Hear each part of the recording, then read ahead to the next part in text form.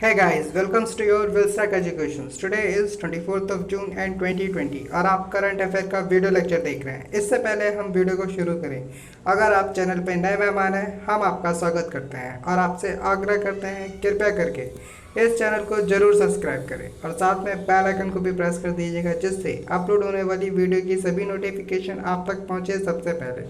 तो चलिए करते हैं वीडियो को शुरू। पहला क्वेश्चन आप लोग की स्क्रीन पर।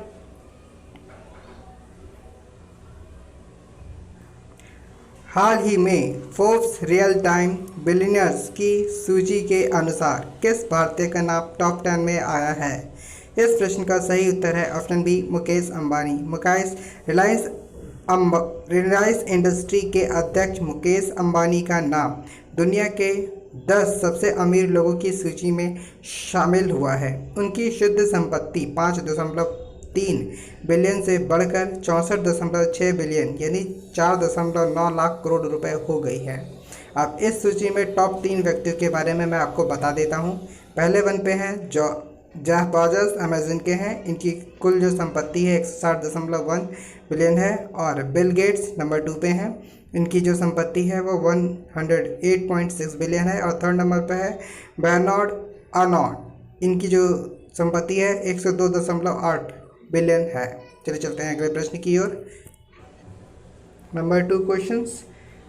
राष्ट्रीय वचन दिवस नेशनल रीडिंग डे कब मनाया जाता है? तो इस प्रश्न का सही उत्तर है ऑप्शन बी, 19 जून। 19 जून को हम लोग राष्ट्रीय वचन दिवस अर्थात नेशनल रीडिंग डे के रूप में मनाए जाते हैं। लाइब्रेरी मूवमेंट के पिता स्वर्गीय पीएन पनिकर के सम्मान में पुथी वाइलर नारायण पनिक्कड़ को केरल में राज्य में पुस्तकालय आंदोलन के पिता के रूप में जाना जाता है। उन्हीं के जन्म दिवस पर हम लोग यह राष्ट्रीय वचन दिवस नेशनल रीडिंग डे का आयोजन करते हैं प्रतिवर्ष। यह नेशनल दिवस है, केवल इसे भारत में मनाया जाएगा, अन्य किसी देश में नहीं मनाया जाता। चलिए चलते हैं अगले प्रश्न की ओर। अगला प्रश्न आप लोग की स्क्रीन पर।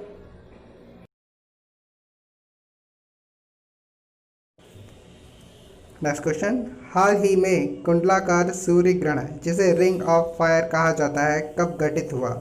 इस प्रश्न का सही उत्तर है ऑप्शन ए, 21 जून। 21 जून को हाल ही में कुंडलाकार सूर्य ग्रहण घटित हुआ, जिसे रिंग ऑफ फायर भी कहा जाता है। यह एक दुर्लभ खगोलीय घटना थी जो कई सालों में एक बार आती है। इसे 21 जून को सुबह 9:10 से दोपहर 3 बजे तक देखा गया था। 21 जून को ही हम लोग इंटरनेशनल योगा डे भी मनाते हैं। चलिए चलते हैं अगले प्रश्न की ओर। अगला प्रश्न आप लोग की स्क्रीन पर। हाल ही में हल्के से माध्यम कोविड के रोगियों के उपचार के लिए वैक्सीन किसने लॉन्च की? तो इस प्रश्न का सही उत्तर है ऑप्शन बी, ग्लेमार्क फार्मास्यूटिकल्स ने हाल ही में कोविड-19 रोगियों के उपचार के लिए एक फेबीफ्लू एंटीवायरल दवा फेविपिराविर लॉन्च किया है। इससे यह दवा जो है केवल निम्न और मध्यम रोग कोविड पेशेंट के लिए कारगर है। अगर किसी व्यक्ति को हल्का कोरोना वायरस के सिम्टम्स हैं तो इससे वो दूर हो सकता है। चलिए चलते हैं अगले प्रश्न की ओर। अगला प्रश्न आप लोग की स्क्रीन पर। Next question. हाल ही में कोविड 1 ऐप किसने लॉन्च किया? तो इस प्रश्न का सही उत्तर है ऑप्शन बी, जर्मनी। जर्मनी ने हाल ही में break the chain of corona virus के इन्फेक्शन चेन को ब्रेक करने के लिए कोविड 1 ऐप लॉन्च किया है। इसके तहत जो कोविड-19 जो है संक्रमण फैलाव से राहत मिलेगी। यह जर्मनी द्वारा लॉन्च किया गया है कोविड 1 ऐप। चलिए चलते हैं अगले प्रश्न की ओर। अगला प्रश्न आप लोग की स्क्रीन पर।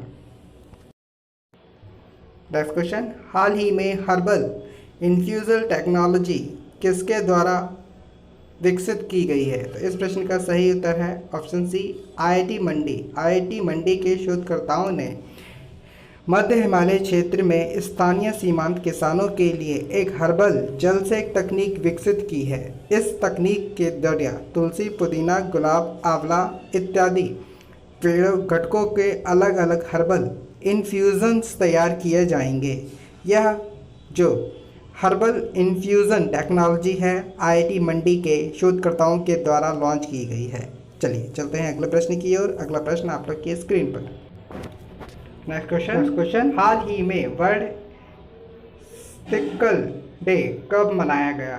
तो इस प्रश्न का सही उत्तर है ऑप्शन सी 21 जून। 21 जून को हाल ही में अंतर्राष्ट्रीय स्तर पर सिकल सेल विकारों के बारे में जागरूकता बढ़ाने के लिए वर्ल्ड सिकल डे का आयोजन किया गया। संयुक्त राष्ट्र महासभा ने 22 दिसंबर 2008 को सिकल सेल रोग बीमारियों के एक संपूर्ण है लाल रक्त कोशिका को प्रभावित करती है।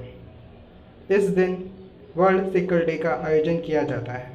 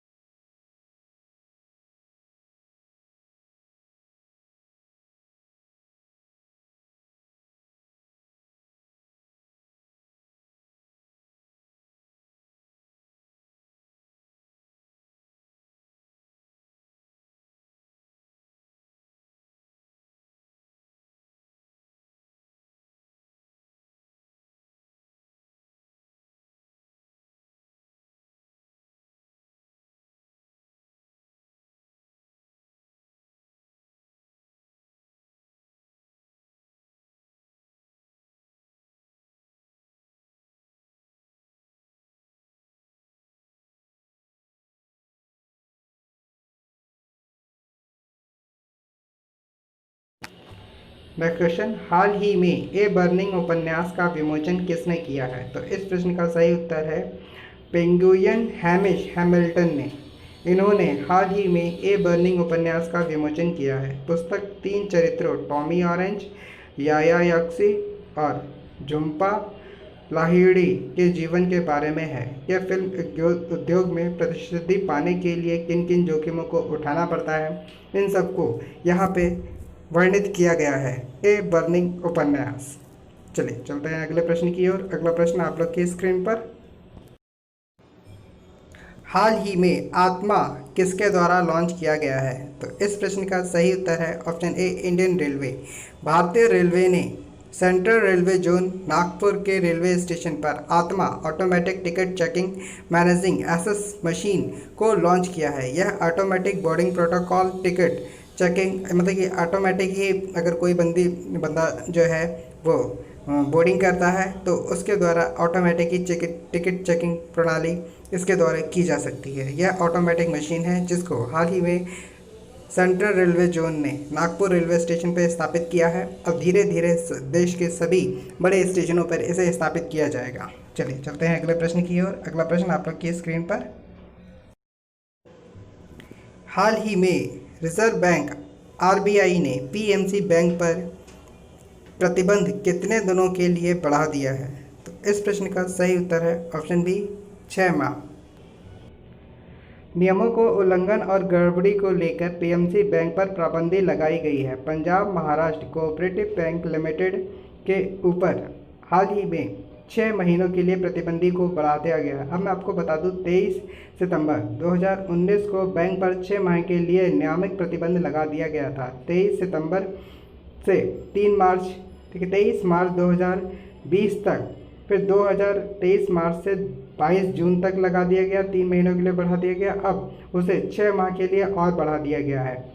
इस प्रतिबंध के दौरान ग्राहक केवल 50,000 तक की नकदी निकाल सकते थे, अब इसे बढ़ाकर 1 लाख रुपए तक की कर दी गई है। चलिए, इस प्रश्न से हमें इतनी इन्फॉर्मेशन मिलती थी। अब चलते हैं हम लोग अगले प्रश्न की ओर। अगला प्रश्न आप लोग की स्क्रीन पर। हाल ही में किस राज्य में 50 साल पुराना स्टोगॉर्डन प्रजाति का हाथी का जीवाश्म मिला है? तो इस प्रश्न का सही उत्तर है ऑप्शन ए उत्तर प्रदेश। उत्तर प्रदेश के सहारनपुर में हाल ही में इस प्रजाति का हाथी अब विलुप्त हो चुके हैं जो है 50 लाख साल पुराना स्टेगोडॉन प्रजाति का हाथी का जीवाश्म मिला है। जीवाश्म के अध्ययन के बाद Wadia institute of Himalayan geology Dehradun के वैज्ञानिक ने दावा किया है कि यह जीवाश्म लगभग 50 लाख साल पुराना है इस हाथी का है। चलिए, इस प्रश्न से हमें इतनी इन्फॉर्मेशन मिलती थी। अब चलते हैं हम लोग अगले प्रश्न की ओर। अगला प्रश्न आप लोग की स्क्रीन पर। हाल ही में चीन द्वारा किस देश से चीन में निर्यात होने वाले सामान पर 97% टैरिफ छूट देने की घोषणा की गई है? इस प्रश्न का सही उत्तर है option B Bangladesh. Asia Pacific trade agreement के तहत 3095 वस्तुओं के लिए टैरिफ पर छूट प्रदान करता है। चीन का यह कदम ढाका बीजिंग संबंधों के लिए महत्वपूर्ण साबित हो सकता है।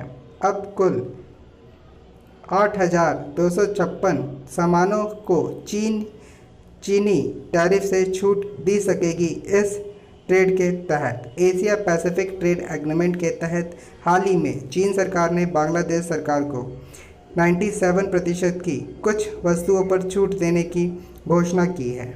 चलिए चलते हैं अगले प्रश्न की ओर। अगला प्रश्न आप लोग की स्क्रीन पर। हाल ही में हुंडई मोटर्स इंडिया ने किस बैंक के साथ भागीदारी की है? तो इस प्रश्न का सही उत्तर है option B HDFC bank. HDFC bank के साथ में हाल ही ने हुंडई मोटर इंडिया ने यह डिजिटल ऑटो खरीदने के लिए एक प्लेटफॉर्म के साथ भागीदारी की है। ऑटो रिटेल वित्त पोषण समाधान की पेशकश करेगा। इसके तहत HDFC बैंक, अब बात HDFC बैंक की हुई है तो मैं आपको बता दूं, HDFC bank founded in August 1994, headquarter in Mumbai and head Aditya Puri. Present time में जो CEO हैं वो आदित्य पुरी हैं। चलिए चलते हैं अगले प्रश्न की ओर। अगला प्रश्न आप लोग की स्क्रीन पर। हाल ही में डिकार्बोनाइजिंग ट्रांसपोर्ट परियोजना कौन शुरू करेगा? तो इस प्रश्न का सही उत्तर है option A NITI Aayog. NITI Aayog in collaboration with international transport forum के साथ में 24 जून को यह परियोजना शुरू करेगा। भारत के लिए कम कार्बन परिवहन प्रणाली को विकसित करना ही इस परियोजना का लक्ष्य है। चलिए चलते हैं अगले प्रश्न की ओर। अगला प्रश्न आप लोग की स्क्रीन पर। हाल ही में आई रिपोर्ट के अनुसार कितने बच्चे शारीरिक मनोवैज्ञानिक चोटों और मृत्यु से प्रभावित होते हैं? तो इस प्रश्न का सही उत्तर है ऑप्शन ए 1 बिलियन, यानी कि 1 खरब लोग, 1 अरब लोग लगभग हर साल बच्चे शारीरिक मनोवैज्ञानिक चोटों मृत्यु से प्रभावित होते हैं। यह रिपोर्ट जो है global status report on preventing violence against children 2020 के आधार पर प्रकाशित हुई थी। इसे यूनाइटेड नेशंस प्रकाशित करता है। चलिए चलते हैं, इसी प्रश्न के साथ हम वीडियो का एंड करते हैं। आशा करते हैं आपको वीडियो अच्छा लगा होगा। वीडियो अच्छा लगा है तो लाइक कीजिएगा, शेयर कीजिएगा एंड सब्सक्राइब कीजिएगा। Thank you very much. मिलते हैं कल नई वीडियो के साथ में, तब तक के लिए बाय बाय।